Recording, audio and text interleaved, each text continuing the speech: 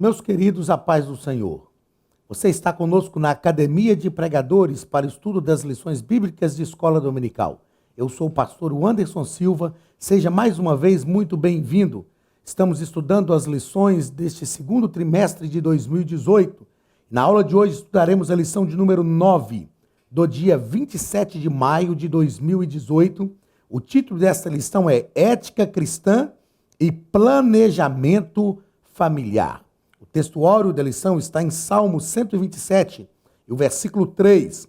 Eis que os filhos são herança do Senhor, e o fruto do ventre, o seu galardão. Verdade prática. Gerar filhos ou não é só uma questão de planejamento familiar, mas um encargo que abrange a obediência aos desígnios divinos para a família. Há uma vontade de Deus para a família, há um desígnio de Deus para a família, e esta vontade, esse desígnio é manifestado na palavra de Deus e passa por gerar filhos, construir uma família, construir uma geração, eu vou falar disso aqui, uma geração que adore o nome do Senhor, construir uma família onde a palavra de Deus tem a primazia. Leitura bíblica em classe, Gênesis capítulo 1, versículo 24 a 31. E disse Deus: produza a terra alma vivente conforme a sua espécie, gado e répteis e bestas feras da terra conforme a sua espécie. E assim foi. E fez Deus as bestas feras da terra conforme a sua espécie, e o gado conforme a sua espécie, e todo o réptil da terra conforme a sua espécie, e viu Deus que era bom. E disse Deus: façamos o homem à nossa imagem, conforme a nossa semelhança, e domine sobre os peixes do mar, e sobre as aves dos céus, e sobre o gado, e sobre toda a terra, e sobre todo réptil que se move sobre a terra. E criou Deus o homem à sua imagem. A imagem de Deus o criou. Macho e fêmea os criou. E Deus os abençoou. E Deus lhes disse: frutificai, multiplicai-vos e enchei a terra, e sujeitai-a, e dominai sobre os peixes do mar e sobre as aves dos céus, e sobre todo animal que se move sobre a terra. E disse Deus: eis que vos tenho dado toda a erva que dá semente, e que está sobre a face de toda a terra, e toda árvore em que há fruto de árvore que dá semente, ser-vos-ão para mantimento. E todo animal da terra, e toda ave dos céus, e todo réptil da terra, em que há alma vivente, toda a erva verde lhe será para mantimento. E assim foi.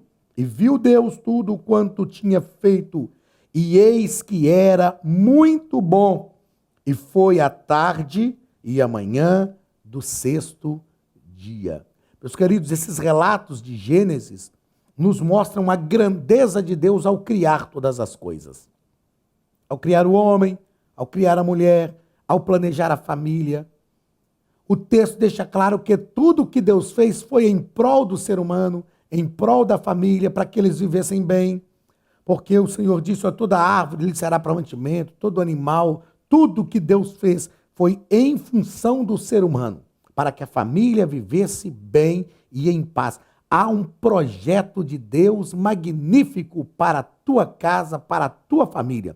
Eu sei que a família enfrenta problemas, eu sei que a família enfrenta dificuldades, mas há um projeto de Deus, e na verdade todos os projetos de Deus envolvem a nossa família e a nossa casa. Na introdução, o comentarista coloca que o plano divino para o casamento pressupõe o nascimento de filhos. E aí fica sempre aquela pergunta: o casal é obrigado a ter filhos? O casal precisa ter pelo menos um filho? Nós vamos fazer uma tratativa disso durante a nossa lição. Depois ele vai conceituar no primeiro ponto, dar um conceito geral de planejamento familiar. Vai falar de controle de natalidade, que é uma imposição do Estado. Existem alguns países que fazem controle de natalidade, e dentro dessa imposição do Estado para fazer o controle de natalidade, eles usam métodos contraceptivos, existem casos até de esterilização permanente, às vezes há a prática do aborto, até do infanticídio. Então, esse controle de natalidade é um tanto quanto complicado. Mas o segundo ponto vai falar sobre o planejamento familiar, que é instituir a paternidade responsável. É o casal sentar, conversar, pensar no planejamento da família, nos fatores ligados a esse planejamento, saúde dos pais, condições da família, o espaço de tempo entre um filho e o outro. E o casal deve sempre buscar a orientação divina para todas estas coisas, não é? Ao fazer este planejamento, o casal deve buscar a orientação de Deus. Quantos filhos, qual o intervalo entre eles, quando é que terão o primeiro filho, como que as coisas vão acontecer. Isso é um planejamento que a gente faz, né? Eu tenho 3 filhos e nós fizemos este planejamento. Embora a nossa última filha, ela nos surpreendeu, digamos assim, ela sabe disso e ela não deixou de ser bênção na nossa vida por isso, mas ela nos surpreendeu e foi uma bênção de Deus para o nosso lar. Uma bênção de Deus para a nossa casa. Então, mas é preciso planejarmos e desenvolvermos uma paternidade responsável. A gente sabe que os tempos mudaram. Nós vivemos tempos, eu, não depois de casado, mas eu nasci num tempo que não podia haver planejamento familiar.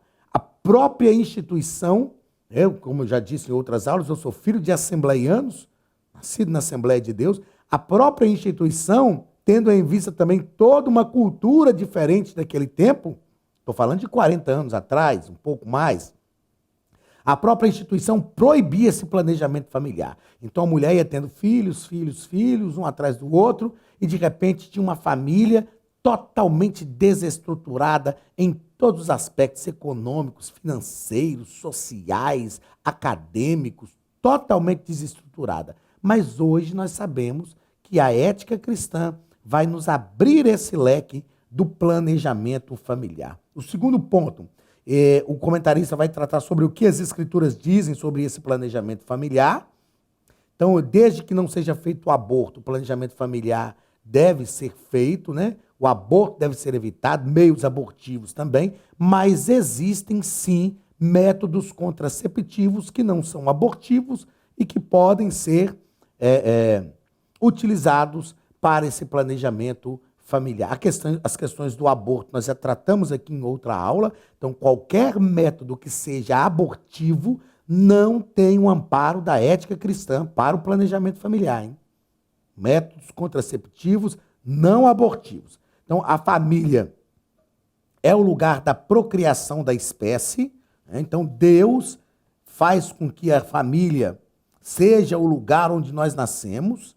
Essa ordem de Deus de multiplicar e encher a terra, é lógico que estava naquele contexto lá. Hoje a terra já está cheia, não precisa ninguém querer encher a terra sozinho, mas Deus deu ordem a Adão e Eva, depois a família de Noé também, depois do dilúvio.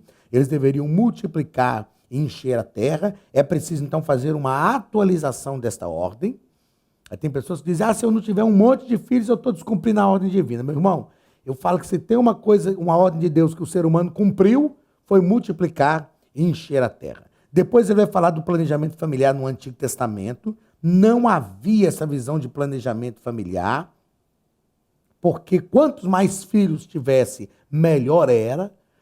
Só que os padrões sociais mudaram, e aí eu estou sempre dizendo isso durante esse trimestre, a gente tem que fazer uma atualização do texto bíblico, sem perder os referenciais, sem perder essa importância, mas dentro desses padrões sociais que são os nossos. E depois, no terceiro ponto, o comentarista vai tratar sobre a ética cristã e o limite do número de filhos, que é muito pessoal, não é verdade?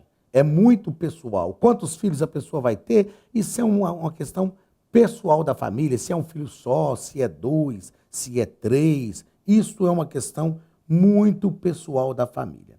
Entra aqui, então, a discussão se o casal deve ou não ter pelo menos um filho.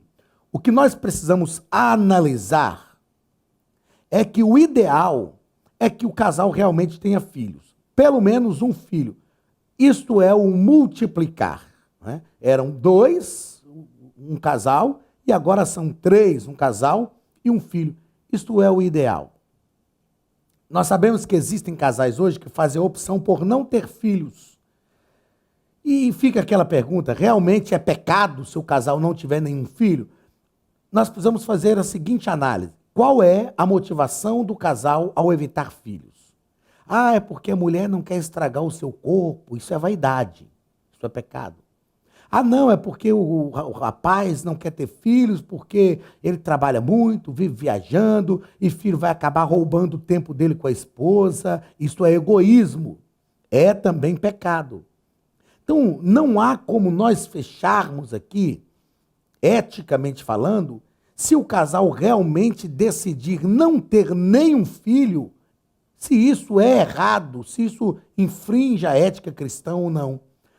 A verdade é, e eu já disse isso aqui em diversas outras aulas, e vou repetir agora, a ética, a norma, ela tem que ser engessada, tem que ser rígida. Então, eticamente falando, o ideal é que o casal tenha pelo menos um filho. Se o casal vai decidir não ter filhos, o que vai dizer se é errado ou não, eticamente falando, é a motivação para que esse filho não venha. E aí eu repito o que disse na lição passada, todas as nossas atitudes devem ser movidas pela vontade de Deus.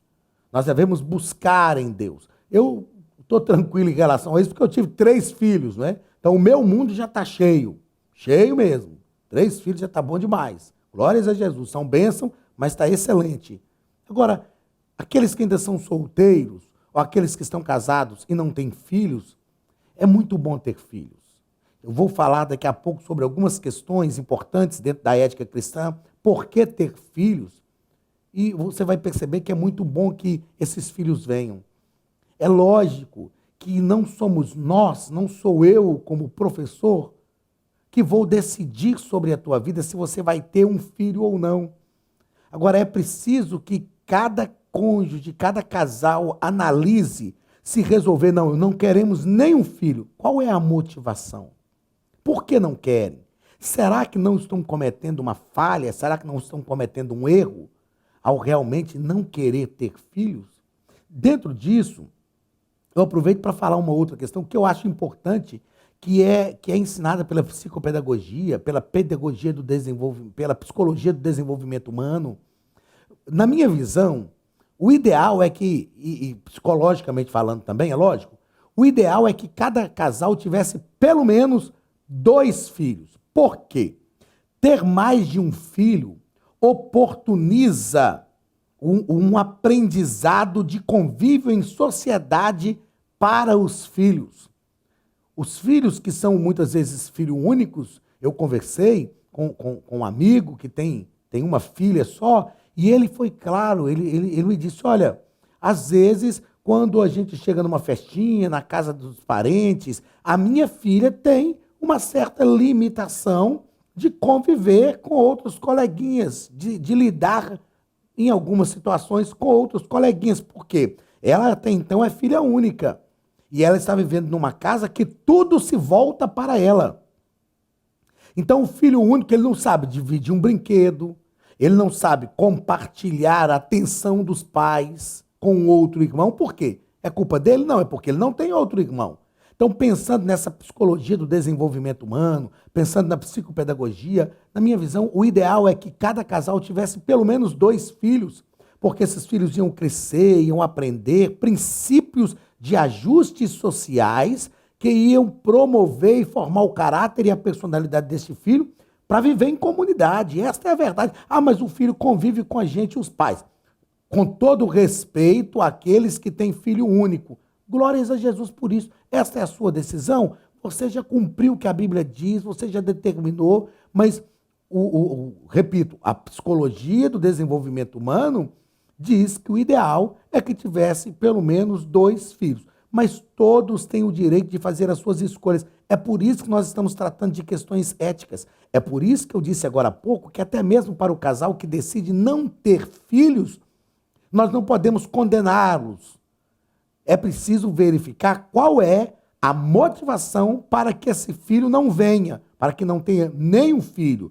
E esta motivação é que vai dizer se há uma quebra da ética cristã ou não. Mas o ideal, que o casal tenha pelo menos um filho. Seria interessante que tivesse mais um filho para que houvesse esse ajustamento. Eu deixo bem claro aqui também que eu não estou afirmando que filho único são desajustados, tá ok? Deixo isso bem claro. Vou deixar isso bem claro. Vou mudar de câmera até olhar para essa câmera, fica mais pertinho de mim aqui, ó. Eu deixo bem claro que eu não estou afirmando que filhos únicos têm uma vida desajustada porque não aprenderam a se relacionar com um irmão dentro de casa. Não é isso. O que nós estamos tratando são questões que envolvem a psicopedagogia e a psicologia do desenvolvimento humano. Se nós convivemos, eu sei disso, eu sou filho mais velho de uma casa de 4 irmãos.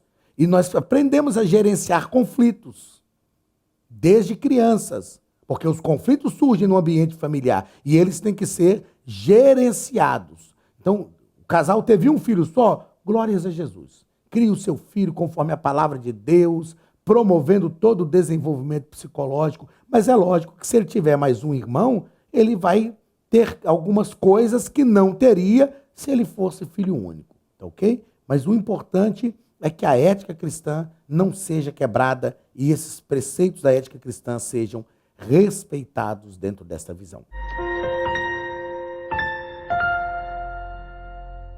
Faça cursos completos de teologia, hebraico bíblico, preparação para a escola dominical. Estude a palavra de Deus com mestres capacitados. Elienay Cabral, Josué Brandão, Cláudio Gama, Alain Brizotti, Benhur Lopes, Elias Torralbo, Eduardo Reis e muitos outros professores.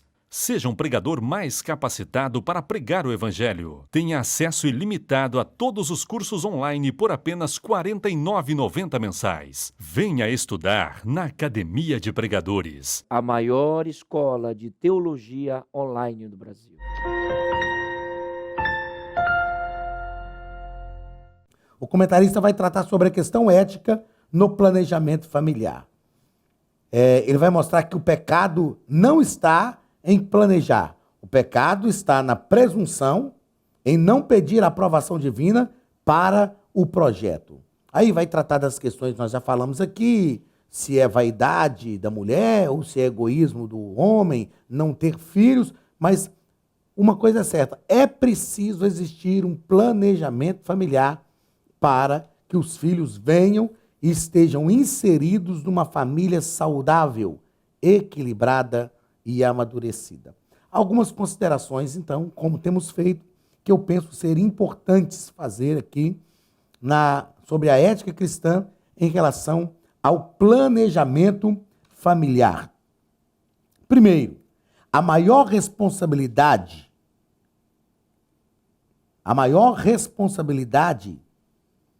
imposta a alguém é a de formar um ser humano.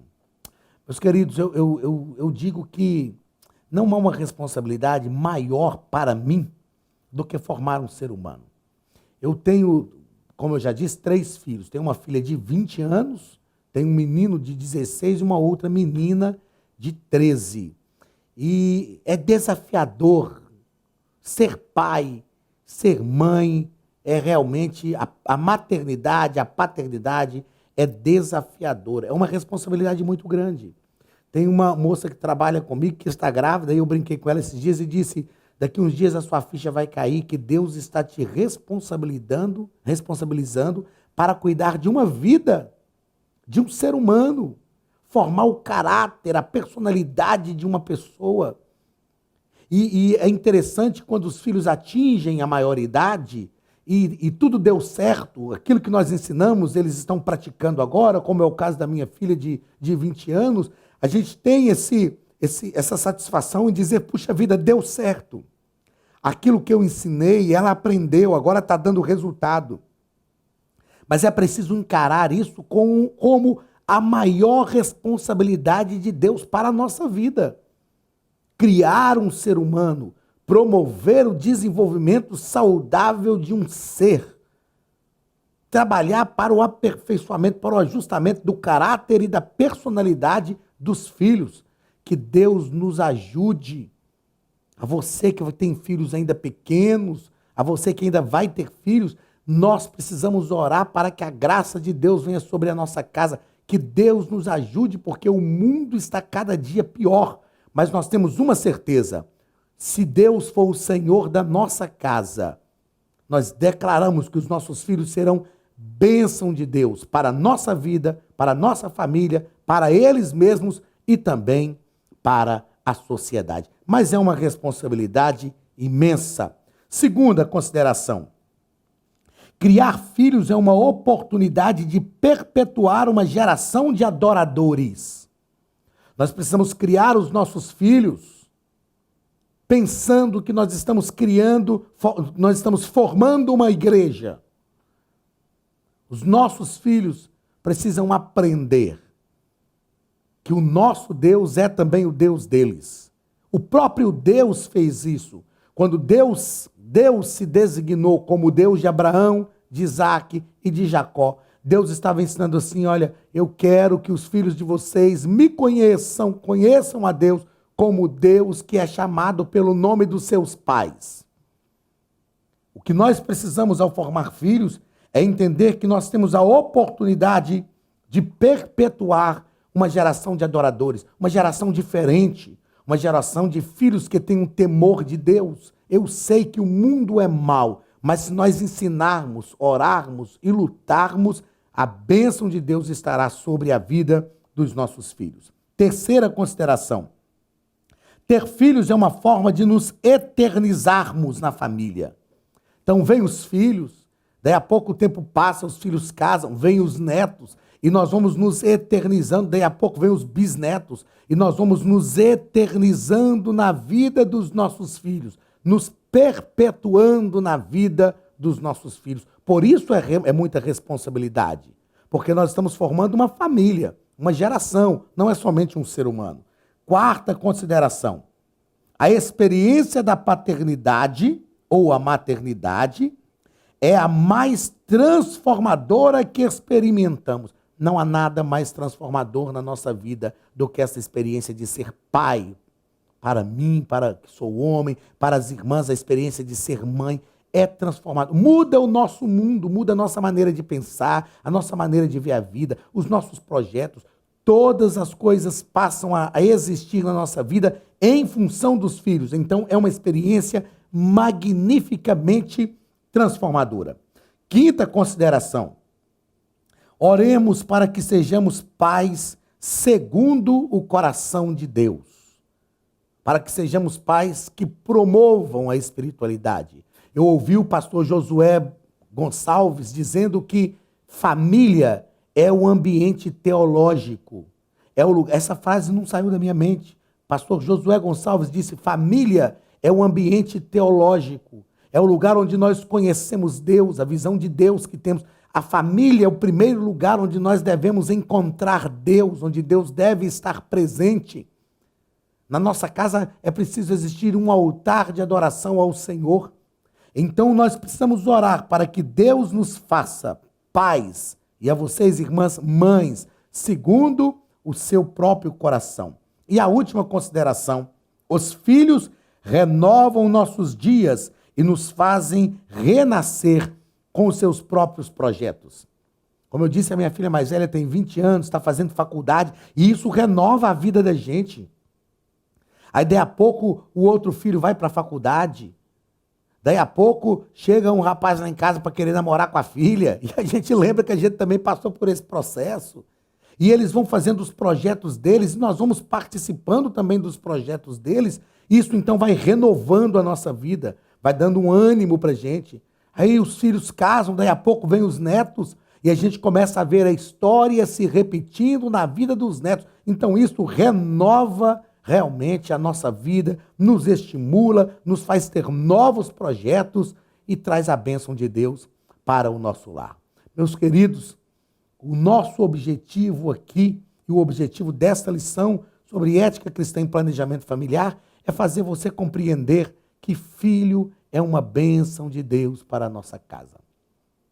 Como diz o pastor Cláudio Duarte, não é? O filho é aquela pessoa que quando está pequenininho, a gente olha e fala, nossa, ele é muito lindo, que vontade de comer. Aí depois, quando chega na adolescência, começa a dar uns problemas que todo adolescente dá.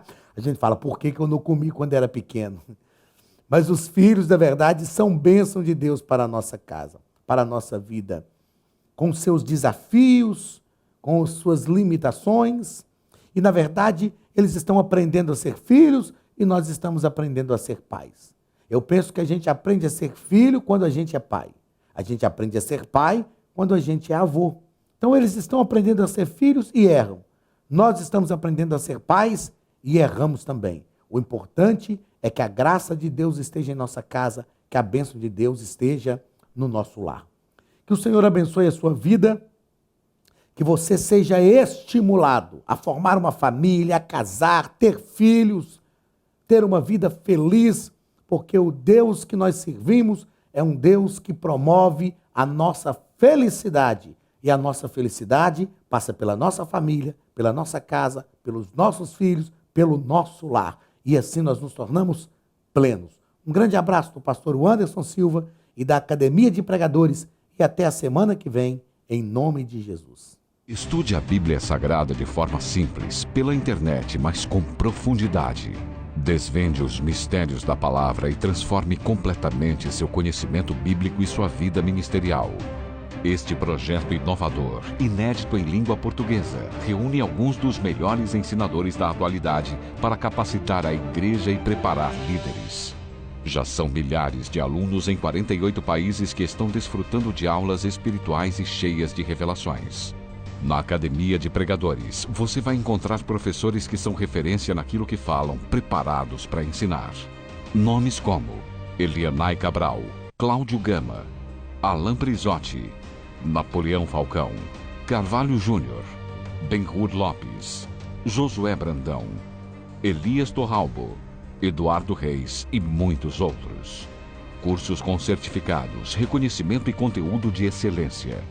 Tenha acesso ilimitado a todos os cursos pagando apenas R$ 49,90 por mês.